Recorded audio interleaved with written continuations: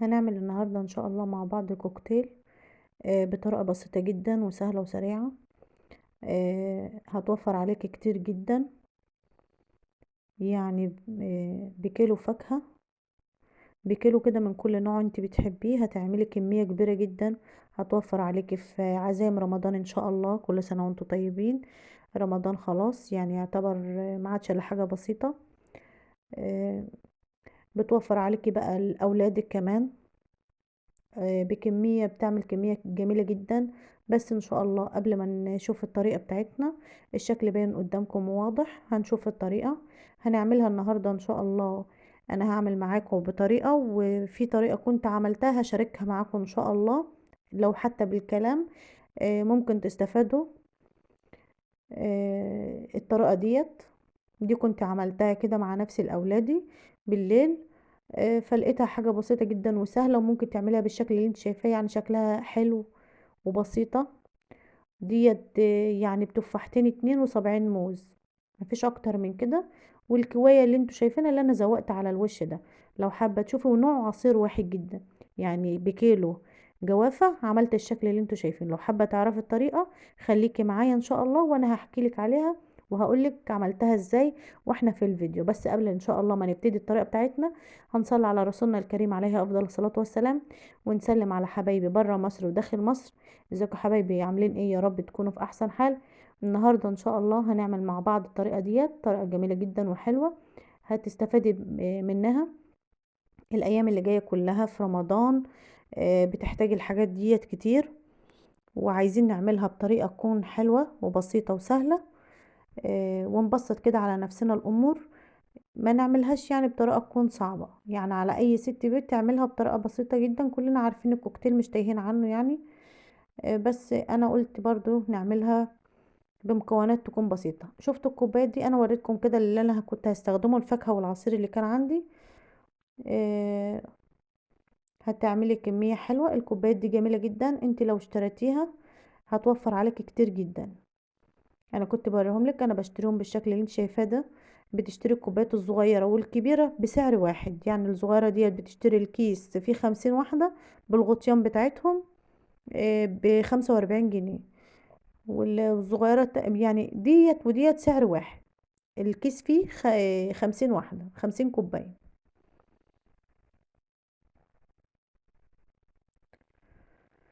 تقعد معاكي فترة طويلة وحلوة وبغطا، وبتحطيها في قلب التلاجة. لو الكمية اللي انت هتعمليها ما انتش هتستخدميها في يوم واحد، انتوا عارفين ان التلاجات اليومين دولت عايزة اي حاجة تكون متغطية في قلب التلاجة علشان ما تلقطش ريحة.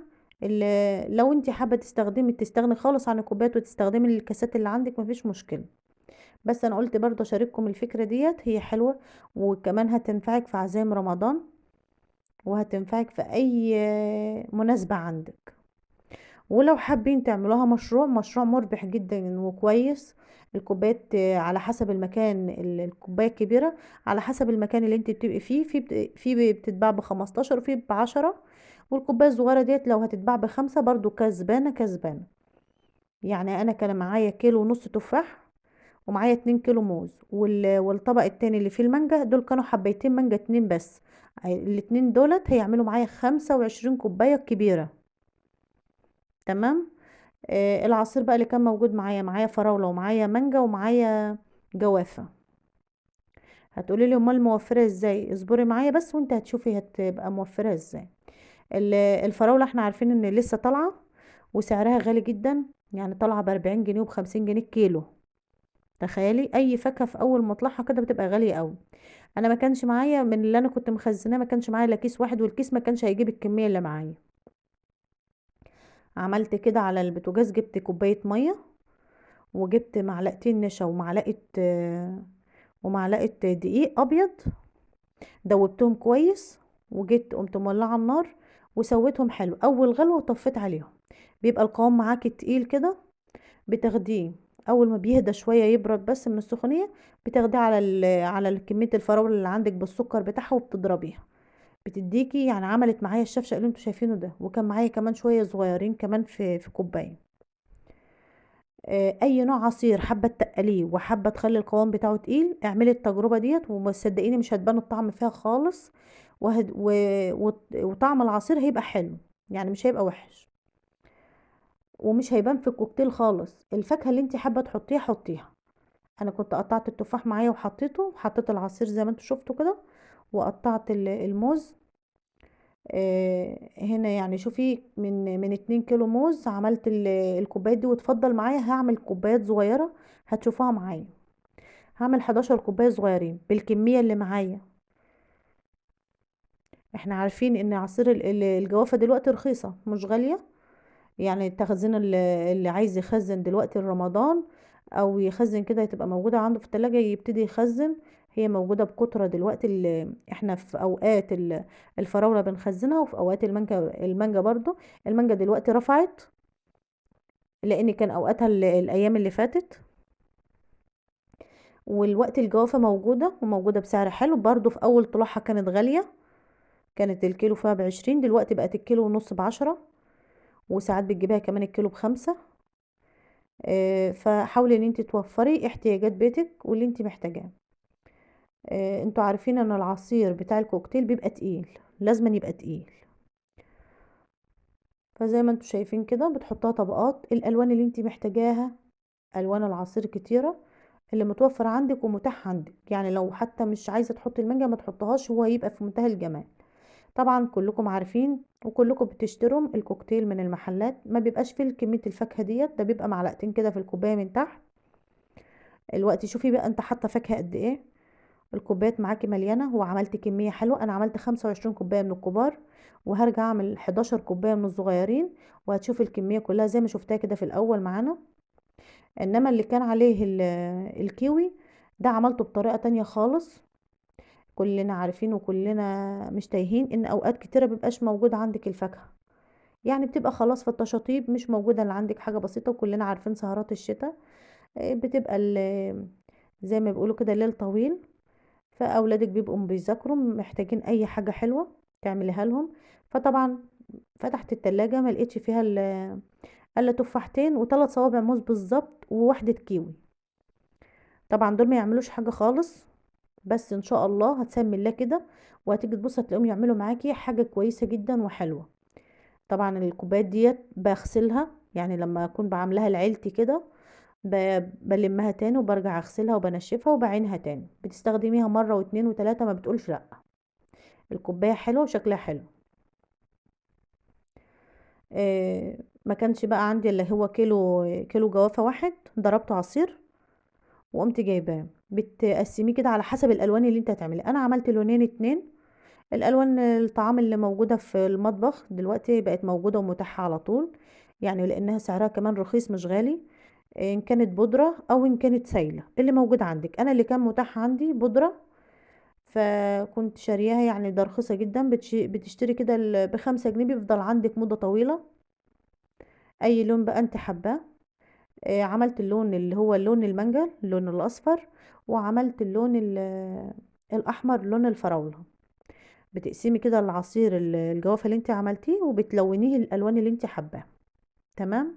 وكان التفاحتين، يعني كوبايات ما بتاخدش حاجة بسيطة، حطيت في الكوبايات 11 كوباية. طبعا انا حبيت ان انا واحنا قاعدين كده بندردش مع بعض وبنتكلم وانا بشتغل كده معاكم، وانتوا شايفين الطريقه كلكم اهو. آه، بس قلت ما اقول لكم على الفكره ديت، يعني مش شرط ان يبقى معاكي 3 انواع من العصير. لا، انت ممكن يبقى نوع واحد بس هو الجوافه، لان الجوافه بيضه. ممكن تشكلي فيها اي لون انت حباه. حطيت كده اللي كانوا 3 صوابع موز، قسمتهم كده على الكوبايات بالتفاحتين. وحطيت بقى العصير زي ما انتوا شفتوا معايا كده.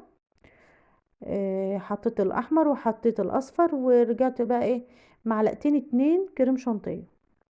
معلقتين 2 من معلقة الاكل العادية خالص، وضربتهم بربع كوباية مية، وحطيت معلقة سكر، وكان في منتهى الجمال. اي بقى تزويق عندك، اي زواق انت حابه تحطيه حطيه، مش حابه. هي كانت حلوه قوي.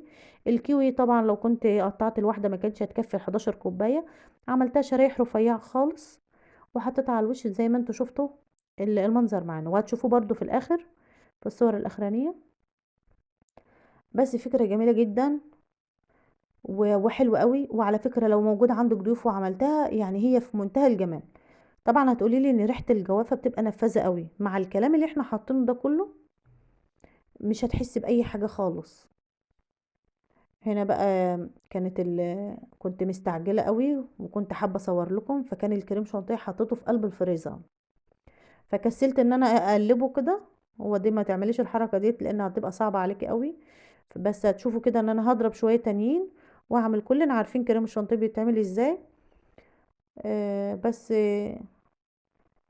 انا كسلت ان انا اضربه، او كنت مستعجله او قلت لسه هفضي من الاكياس تاني واضربه، فخلاص قلت همشي الامور وهو هيفك معايا وهيبقى كويس. بس هو عذبني كده من نزول الكيس. ف الوصفه دي جميله جدا وحلوه قوي في العزايم وفي اي وقت عندك، وتحفظها في قلب التلاجة. يعني كده تغطي الكوبايات بتاعتك وتحطها في قلب التلاجة، بتقعد معاكي اسبوع ما بيجرالهاش اي حاجه، ولو زادت كمان على الاسبوع ما بيجرالهاش حاجه، على حسب بقى هنا بقى انا ضربت الكريم شانتيه اهو. شوفي سهله جدا، بتنزليه على طول بسهوله اللي بيكون مضروب دلوقتي، انما تضربيه وتركنيه شويه في قلب التلاجة بتلاقي جمد في بعضه كده.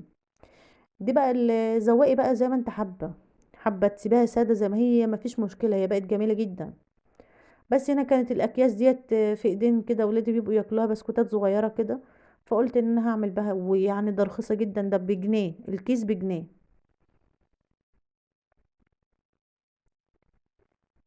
فزي ما انتوا شايفين كده متاح عندك بقى الشوكولات شيبس يعني اللي موجود عندك. انا هنا كنت بوريلكم من الكيس، يعني كلكم معظمكم زمانكم عارفينه.